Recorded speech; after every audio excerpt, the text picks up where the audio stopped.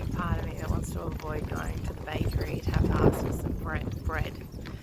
The anxiety is a little bit real around being imperfect again. And I'm not going to go to the supermarket. I'm going to force myself to go to the laundry. I guess you don't get any better at the language if you don't try, and feeling that shame, which seems universal, is the only way to move forward. It would be so much easier, but whatever. Now we arrive in Ardèche. It says welcome on the other side. Give you a little squeeze of Hermitage. Still looks like there's some tourism boats on the river, and we're heading up there. I'm probably ready to go home now, feeling a bit tired after a bike ride, but wanted to show you some of the vines on Saint Joseph because I'll start work tomorrow and don't know if I'll have as much time, so we'll go for a bit of a walk up the ascent. So you'll see Hermitage to your right. We're on the other side of the Rhône River. And there's a beautiful statue with one Mary on it.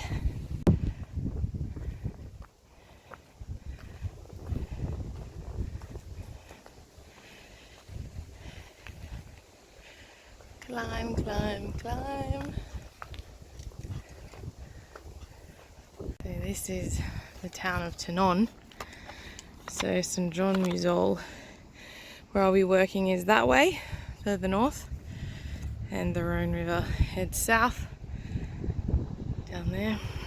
What's really interesting is, looks like there's two parcels on Hermitage that I didn't notice last year. The vines have been pulled up. I'm sure there's a story about that and what maybe they're going to replant.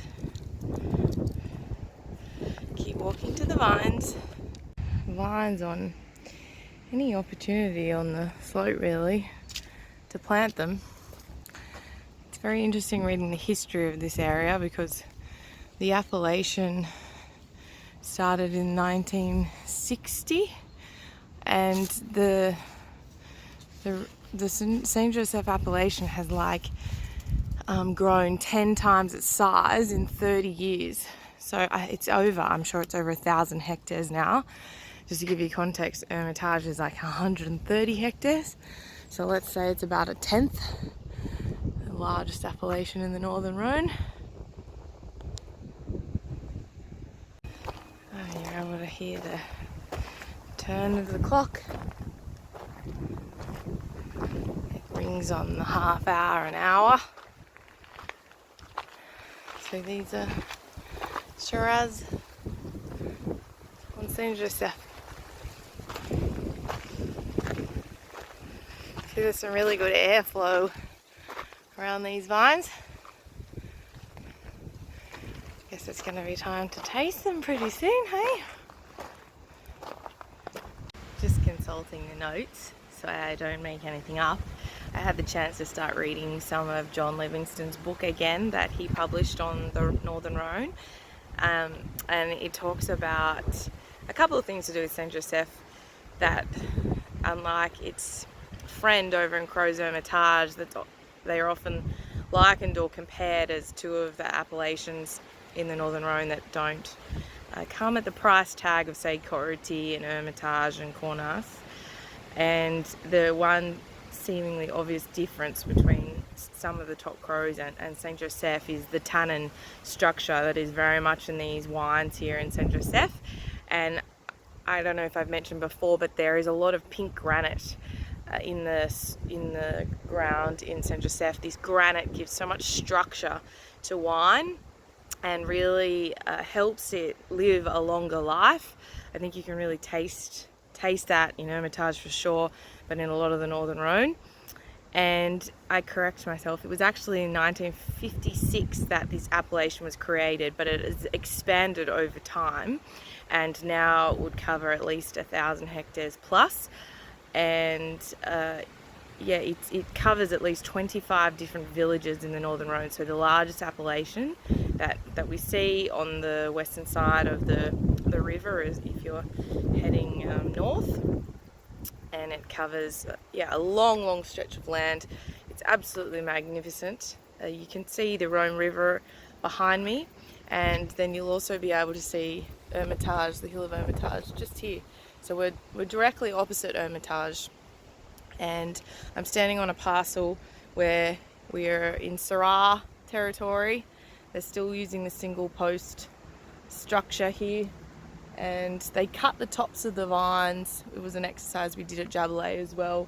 When they start to grow really high, I've just had a taste of the grapes, and it's quite common that you'll get, you know, an array of black fruit flavors, but sometimes you'll also get like pine, which I think is an interesting aroma to think about, and you'll also get maybe blackberry or some tar.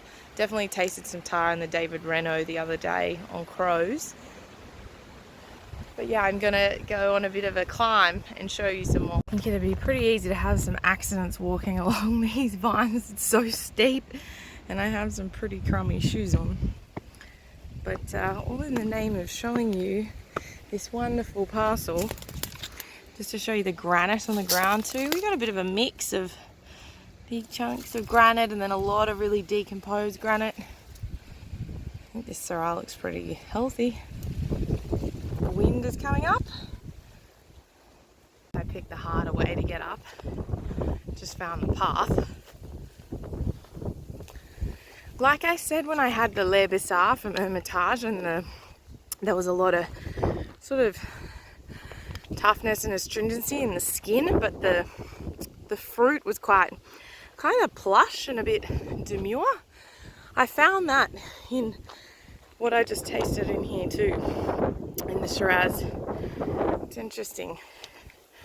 The tannin and structure with this granite. Mix of colour in the granite, and I mentioned before there's some quite pinky parts of the granite on Saint Joseph. The granite like this is quite common more on Hermitage, but again, when you see the pink, for me that kind of identifies this side of the river. But yeah, it's a magnificent composition. It's all been picked around here, this parcel a bit higher up. So it's good to come for a walk.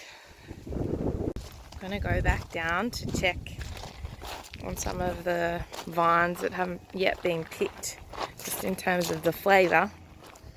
I've been sending messages back to Australia to Will to get an update on how the grapes are tasting at the moment, and got to go and look out for a green banana flavour in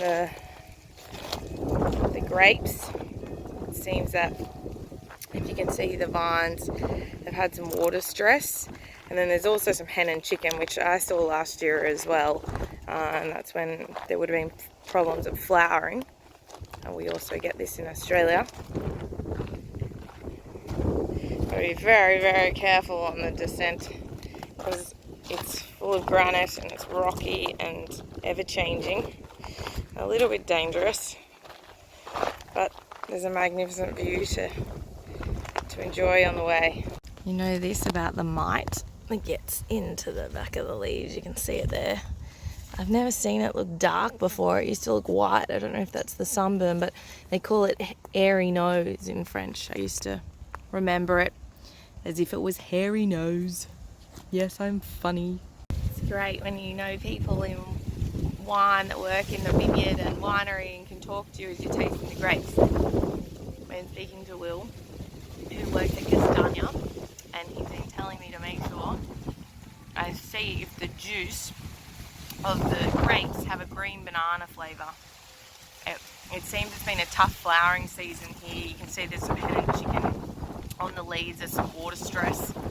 As we know, it's getting hotter, and they don't irrigate in the Northern Rhône, not for the older vines anyway, over 3 years. This may be changing in other places. Did see irrigation in the Languedoc when I was there last year. But I would never have thought about this, so thank you, Will, for teaching me. You know that kind of texture you get if you eat a green banana and it leaves that furriness in your mouth and that really underripe thing? You do see that in these grapes. Always something to learn. I did it. I got the bread. It's a bit hard to ask for it in French and being very nervous and shy, but bread to take home for lunch. Enjoy your day.